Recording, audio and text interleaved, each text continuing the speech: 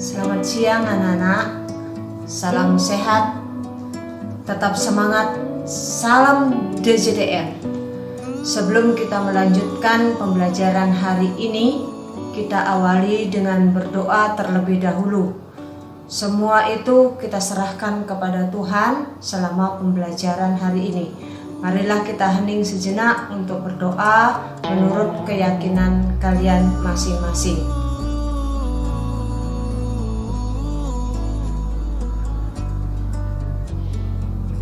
Sekian.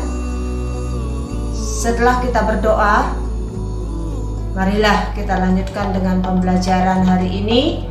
Sebelum mulai dengan menonton kalian video pada hari ini, jangan lupa absen terlebih dahulu.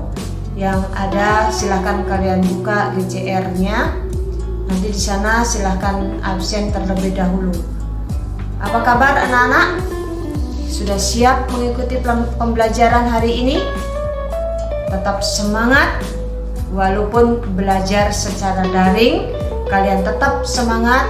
Jangan sampai lupa kalian untuk mandi supaya kalian tetap nyaman dalam mengikuti pembelajaran.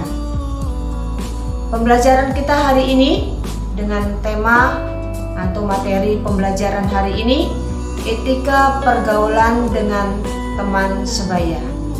Masih nanti teman sebaya, nanti kita lihat di dalam video pembelajaran kita. Dengan tujuan materi pembelajaran kita hari ini adalah agar kita memahami norma-norma dalam masyarakat, dapat bersosialisasi dan bergaul dengan teman sebaya. Nah, anak-anak, silahkan kalian nonton video berikut ini. Selamat siang anak-anak. Sekarang pelajaran BK ya. Salam DJDM. Kalian sudah tahu ya, DJDM itu apa? Disiplin, jujur, terampil, mandiri.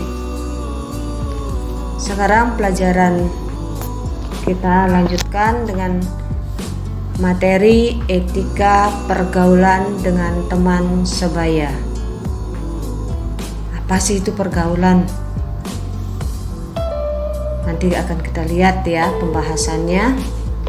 Tujuannya yaitu dapat memahami norma-norma dalam masyarakat, dapat bersosialisasi dan bergaul dengan teman sebaya sesuai dengan norma-norma dalam masyarakat. Dan tahu teman sebaya itu apa? Yaitu teman seumuran dengan kalian. Bukan yang persis, misalnya kalian sekarang umur 14, ya teman kalian ya umur 14, bukan. Sekitar itu, bisa yang umur 13, bisa yang berumur 15, sekitar umur kalian itu namanya teman sebaya. Contohnya tingkat SMP, sama-sama SMP, itu teman sebaya yang dinamakan. Kemudian kita lanjutkan dengan persepsinya. Pergaulan remaja adalah kontak sosial di antara remaja atau dalam kelompok sebaya. Kelompok sebaya ini di samping memberikan pengaruh yang positif terhadap perkembangan remaja, sebagai anggota kelompok tersebut juga pengaruh yang negatif. Pengaruh negatif itu maksudnya bahwa kelompok teman sebaya itu menjadi racun bagi perkembangan remaja. Dalam menjaga hubungan pertemanan, terdapat banyak kejadian atau permasalahan yang muncul dalam hubungan pertemanan atau persahabatan. Bahkan hal tersebut bisa berujung pada hubungan yang tidak harmonis lagi. Untuk itu perlu cara bagaimana dapat menjalin hubungan pergaulan secara baik. Pengertiannya, etika pergaulan yaitu sopan santun atau tata krama dalam pergaulan yang sesuai dengan situasi dan keadaan, serta tidak melanggar norma-norma yang berlaku, baik norma agama, kesopanan, adat, hukum, dan lain-lain. Etika adalah suatu sikap seperti sopan santun atau aturan lainnya yang mengatur hubungan antara kelompok manusia yang beradab dalam pergaulan. Pergaulan remaja adalah kontak sosial di antara remaja atau dalam kelompok sebaya. Kelompok sebaya ini kelompok sebaya ini di samping dapat memberikan pengaruh yang positif terhadap perkembangan remaja sebagai anggota kelompok tersebut, juga menimbulkan pengaruh yang negatif. Kalian bisa memilih-milih teman pergaulan, bukan asal saja. Kalau kalian menganggap teman itu tidak baik, tinggalkan saja. Jangan sampai ikut arus. Contoh misalnya, pada waktu pembelajaran kalian diajak layangan sama teman-teman di sekitar kalian, walaupun tidak sekolah dengan kalian, tidak satu sekolah dengan kalian, kalian diajak layangan, kalian ikut. Jadinya tugas yang diberikan Bapak Ibu guru kalian tidak selesai karena sibuk dengan main layangan. Kemudian itu kalau yang laki-laki pada umumnya. Sekarang kalau yang perempuan, main tiktokan, pas pembelajaran main tiktok.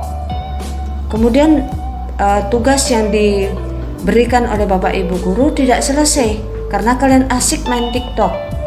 Itu dan seterusnya. Itu yang mempengaruhi pertemanan kalian, persahabatan kalian ke hal yang negatif. Kalau teman yang mengajak pengaruh yang positif, kalau pada waktu pembelajaran kalian belajar dengan baik, ngerjakan tugas dengan baik. Nah, kalau sudah selesai sampai dengan pengiriman tugas, baru kalian boleh mengerjakan pekerjaan yang lain atau tugas-tugas yang lain. Itu pengaruh teman yang positif. Kalian bisa membedakan, bisa memilih teman yang pengaruh negatif atau yang positif. Kalau kalian mau sukses, silahkan cari teman yang berpengaruh positif. Kalau kalian tidak mau sukses, mau hancur di masa depan, silahkan. Tapi harapannya Bu Guru adalah kalian cari teman yang berpengaruh positif kepada kalian. Sekarang selanjutnya kita lihat dari kajian psikologis, pergaulan itu dipandang sebagai wahana untuk mewujudkan atau memenuhi kebutuhan insani atau manusia, yaitu kebutuhan sosial. Sekarang kita manusia ini kan manusia makhluk sosial, sehingga kita tidak bisa hidup sendiri. Kita selalu memerlukan orang lain. Tidak bisa kita sepintar apapun, sekaya apapun, kita membutuhkan orang lain. Kita tidak bisa hidup sendiri. Contoh saja, kebutuhan kita adalah makan. Kebutuhan pokok kita adalah makan. Kita sendiri tidak bisa membuat makanan yang nyaman, yang enak, kita santap. Kita memerlukan orang lain. Entah itu kita beli, entah di rumah kita makan. Berarti ada ibu atau bibi yang memasakkan kita supaya kita bisa makan untuk menjaga kesehatan kita. Kebutuhan pokok yang lain seperti contohnya pakaian. Dari kita semua, hampir dari kita semua kan tidak bisa menjahit pakaian sendiri. Berarti kita membutuhkan orang lain untuk menjahitkan baju atau membeli baju yang sudah jadi. Berarti kita membutuhkan orang lain. Yang pertama yang kita butuhkan dalam kehidupan sosial, kebutuhan akan pengakuan sosial. Seperti tadi yang Bu Guru katakan, kita tidak bisa hidup sendiri, kita membutuhkan orang lain. Kita bisa membantu orang lain. Kemudian yang kedua, kebutuhan akan keterikatan atau persaudaraan dan cinta kasih. Yang dinamakan kebutuhan akan keterikatan di situ adalah kita adalah dalam keluarga, hidup dalam keluarga. Kita adalah pasti anak dari orang tua. Apapun aturan di rumah, apapun aturan orang tua, itu kita harus akui. Kita harus disiplin. Contoh, sebagai contoh misalnya, ada aturan di rumah. Kalian minta izin keluar sama orang tua, kerja kelompok atau nanyakan sesuatu atau keperluan untuk pembelajaran. Kalian harus jujur, memang itu yang kalian lakukan. Jangan sampai izin keluar ke rumah teman atau cari sesuatu tetapi kalian ke tempat yang lain. Berarti itu kalian bohong kepada orang lain, bohong kepada orang tua. Kemudian yang ketiga, kebutuhan akan rasa aman, perlindungan. Kita manusia juga perlu merasa aman, merasa nyaman dimanapun kita berada. Kita perlu perlindungan dari orang lain. Kemudian yang keempat, kebutuhan akan kebebasan. Dalam pergaulan kita juga perlu bebas. Tetapi kita harus tahu batas kebebasan kita. Jangan kita mau bebas kemudian seenaknya saja. Contoh, dari jam 8 sampai jam setengah 1 itu pembelajaran. Malas saya belajar, saya ingin bebas. Nah itu tidak boleh.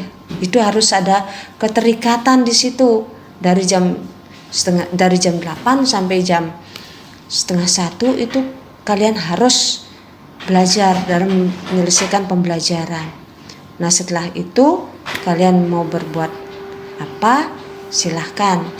Kalian tidak selalu terikat dan tidak selalu bebas. Kalian harus tahu batas-batas kebebasannya itu. Kemudian yang kelima, kebutuhan akan harga diri. Hasrat untuk dihargai orang lain. Nah, apapun yang kita butuhkan, apa yang kita perbuat, kalau mau dihargai orang lain, kalian juga harus menghargai orang lain. Jangan egois, maunya kita saja dihargai. Contoh, sebagai contoh, kalian sudah mengerjakan tugas, sudah mengerjakan, kemudian sudah ngirim, pasti akan dikasih reward oleh Bapak Ibu guru, dikasih nilai, dikasih penghargaan. Maka dari itu, kalau kita mau dihargai orang lain, hargailah orang lain juga, jangan egois. Kemudian manfaat, guru lanjutkan, manfaat persahabatan. Yang pertama adalah menambah rasa pertemanan. Di gambar ini, menambah rasa pertemanan itu sebelum COVID.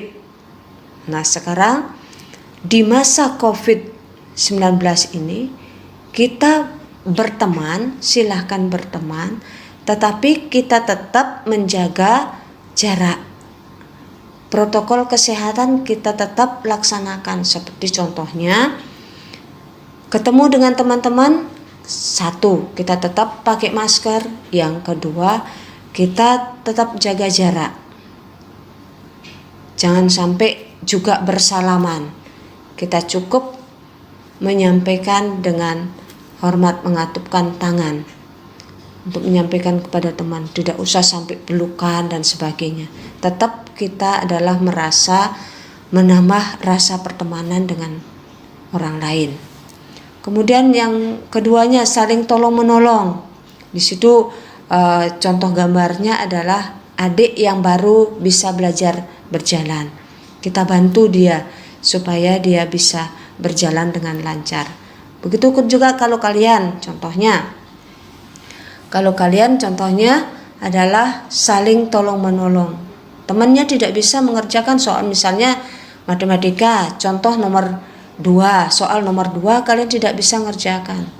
Tanya temannya yang kalian anggap mampu atau pintar di matematika, tanya temannya, saling membantu. Kemudian kalian bisanya membantu temannya dalam hal apa? Kita saling membantu untuk mencapai kesuksesan. Kemudian selain itu juga meningkatkan rasa percaya diri. Sekarang ini kalian contoh, kalian sekarang tuh belajarnya di rumah. Mungkin ada yang tambah gendut, mungkin ada yang tambah gondrong, mungkin bahkan mengikuti pembelajaran pun kalian belum mandi.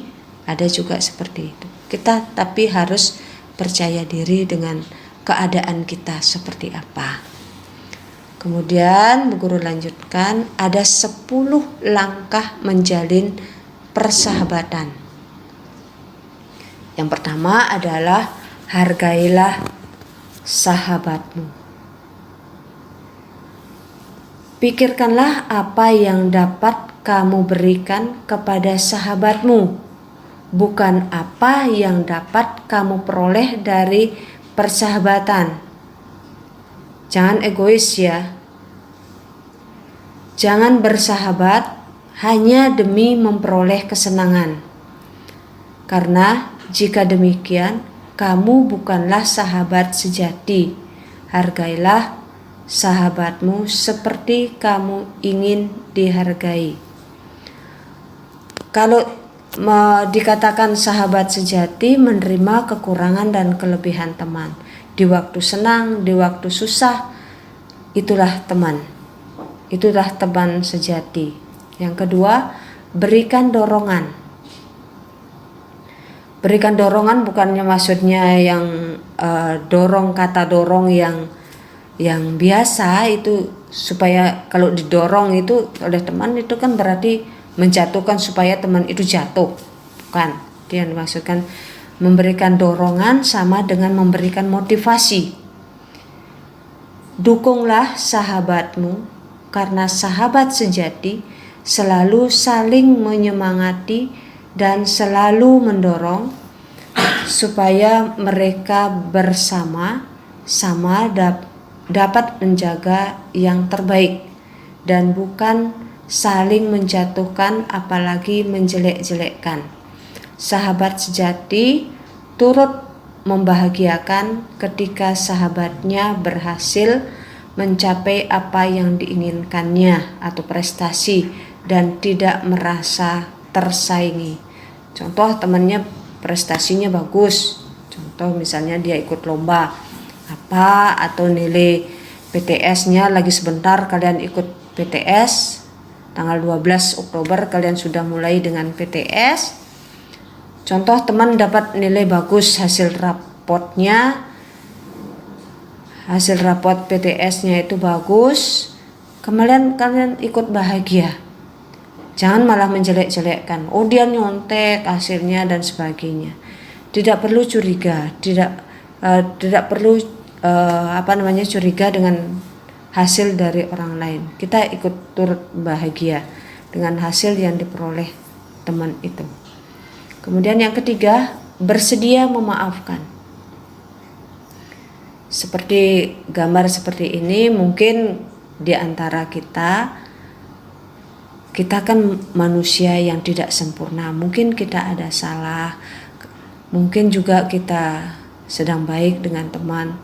Kalau kita merasa bersalah, mengetahui kita bersalah, cepat meminta maaf, bersedia memaafkan orang lain juga, dan cepat kita minta maaf.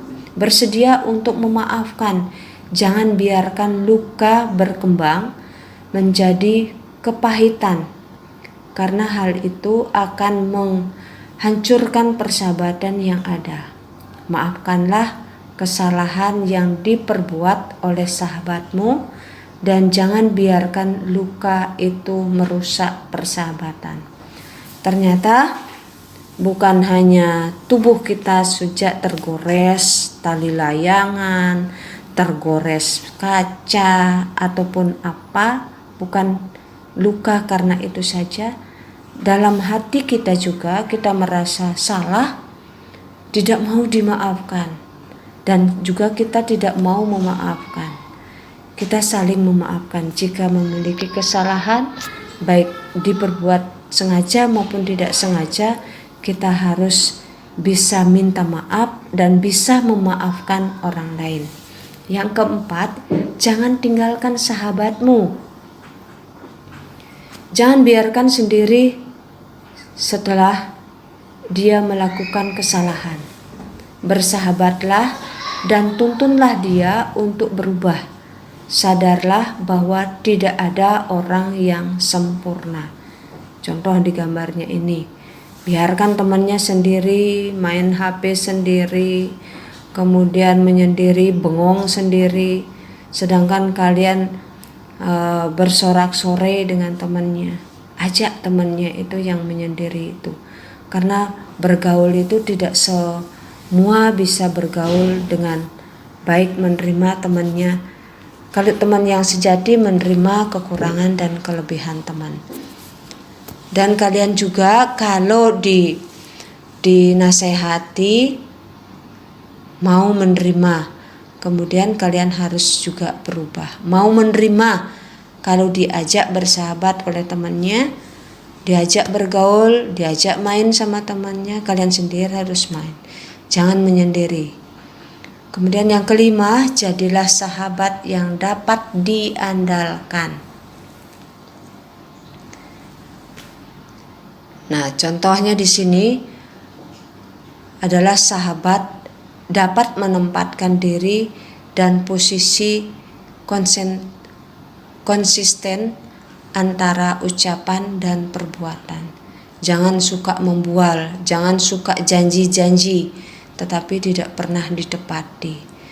Dan kepada siapa kalian bergaul, kalian harus tahu etika. Contoh sama bapak ibu guru misalnya, kalian saling pelukan, kalian orang bahasa sini bejorak apa namanya itu tidak baik juga. Kita harus tahu bergaul dengan siapa. Walaupun bergaul dengan teman sebaya pun semua ada aturannya.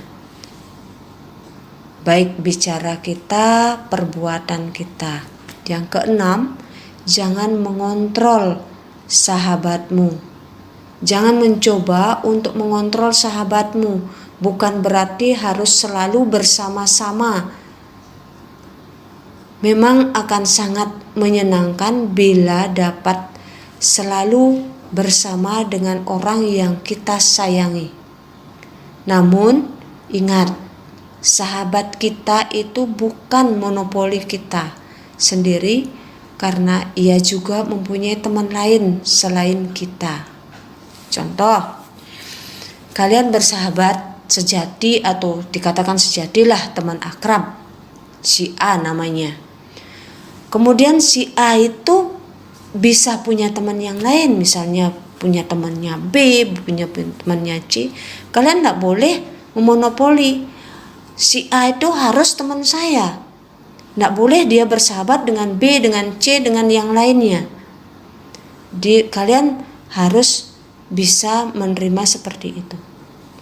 Kalian bukan hanya memonopoli, kalian tidak boleh egois, bukan kalian saja temannya. Dia juga punya teman yang lain, begitu juga kalian. Kalian juga punya teman yang lainnya. Misalnya kalian punya temannya E, F, dan seterusnya. Jadinya kita banyak punya teman, bukan hanya satu saja temannya. Itu yang dimaksudkan tidak memonopoli hanya teman itu saja, grup itu saja. Kalian punya teman yang lainnya. Bisa si B, C berteman dengan kalian, begitu juga E, F berteman dengan si A. Jadinya banyak punya teman, banyak punya pergaulan. Pergaulan kalian hanya hati-hati yang mana yang positif, mana yang negatif. Untuk itu jangan merasa dikhianati. Temannya misalnya si A tadi, teman kalian si A. Kemudian kebetulan kalian lihat dia berteman dengan si B sama si C tadi. Kemudian kalian merasa dikhianati. Bukan. Jangan sampai seperti itu, ya. Ketika temanmu bergaul dengan orang lain, sebaiknya usahakan kamu juga dapat berteman dengan mereka. Hal itu akan membuat kita dan sahabat kita lebih menghargai satu sama lain.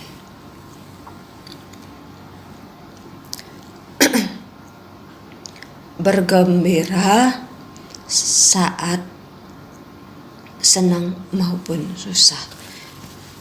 Selalu ada di saat senang maupun susah. Jangan hanya ada saat senang saja.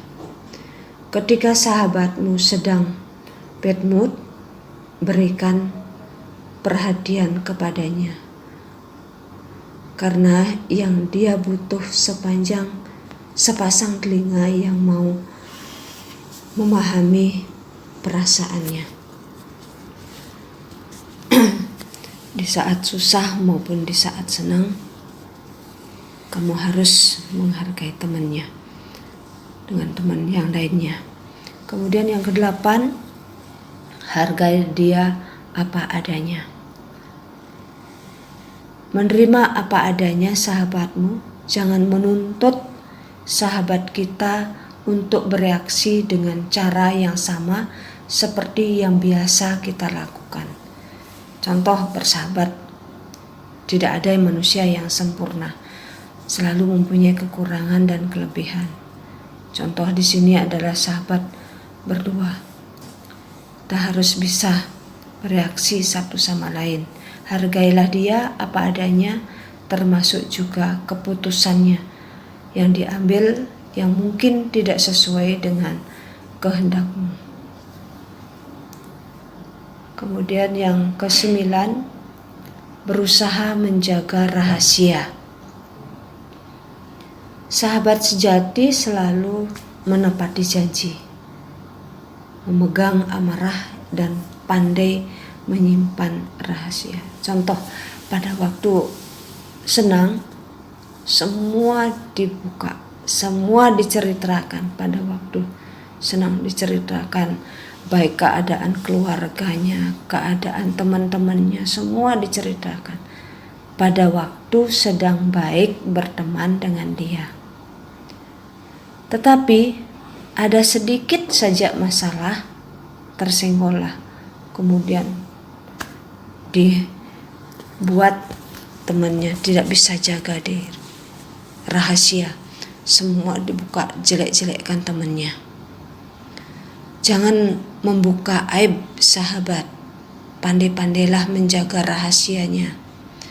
Jangan sekali-sekali ember hanya karena kepentingan diri sendiri. Itu yang dimaksudkan itu. Pada waktu sedang baik, semua kalian rahasia kalian sampaikan kepada teman. Kemudian pada saat tidak baik, kemudian kamu ceritakan kejelekan-kejelekan temanmu itu. Karena pada saat baik, jelek buruknya diterima. Tapi pada waktu sudah tersenggol sedikit saja, kalian sudah mulai tidak menerima temannya lagi, membuka rahasia temannya, kejelekan temannya. Kemudian yang 10, jangan paksakan kehendak. Jangan biarkan perbedaan pendapat menghancurkan persahabatan hanya karena beda persepsi. Jika itu terjadi, jangan berdebat karena tidak akan menyelesaikan masalah dan akan membuat kamu dongkol atau sakit hati. Selesaikan masalah dengan kepala dingin dan terimalah kekalahan dengan lapang dada. Lepaskan hasrat untuk menang sendiri demi persahabatan kamu.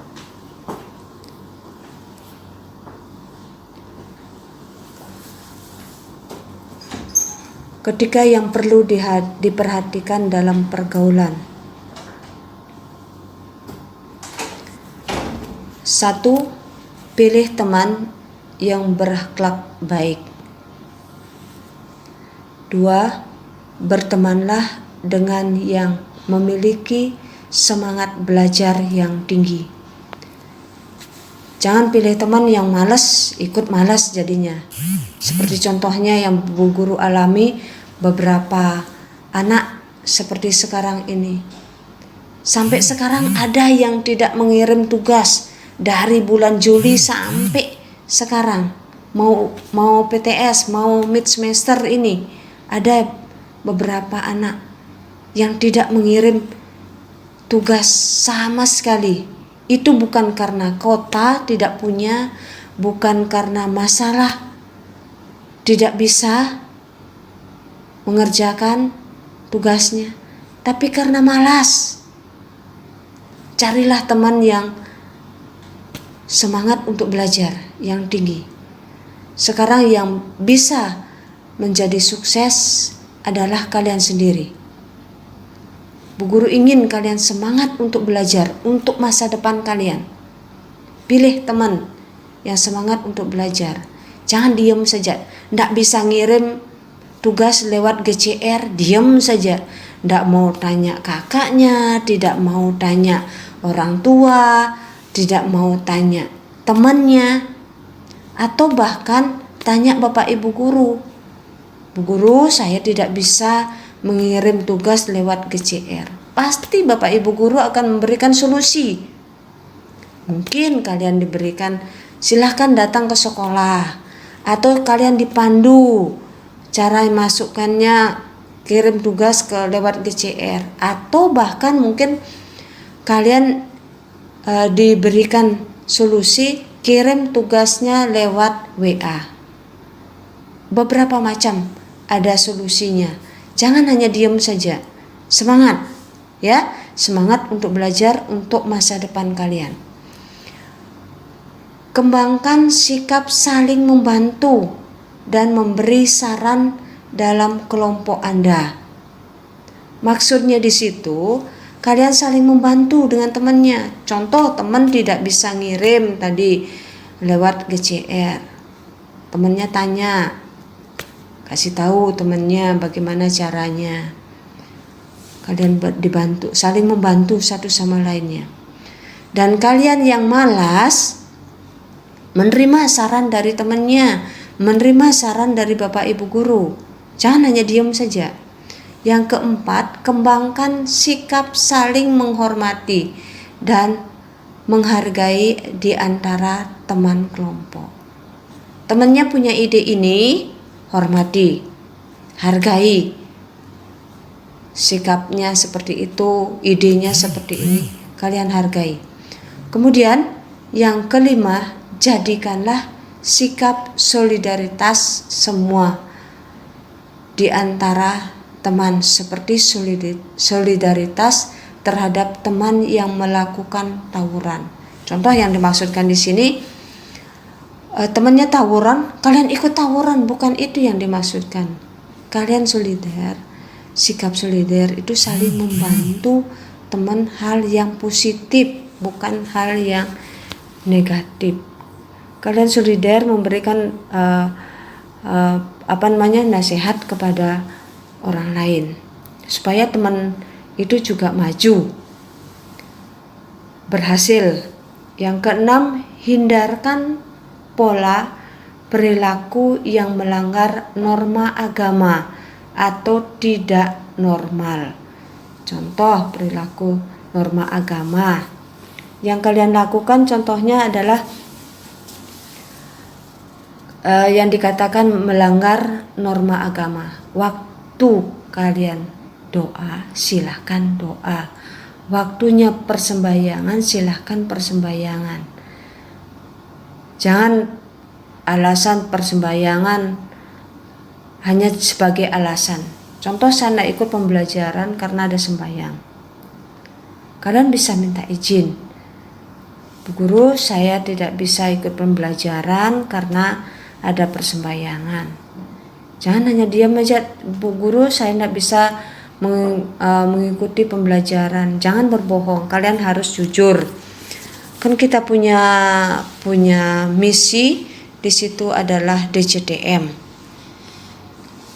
Disiplin, jujur, terampil, mandiri. Kalian harus mandiri juga dalam melakukan tugas kalian.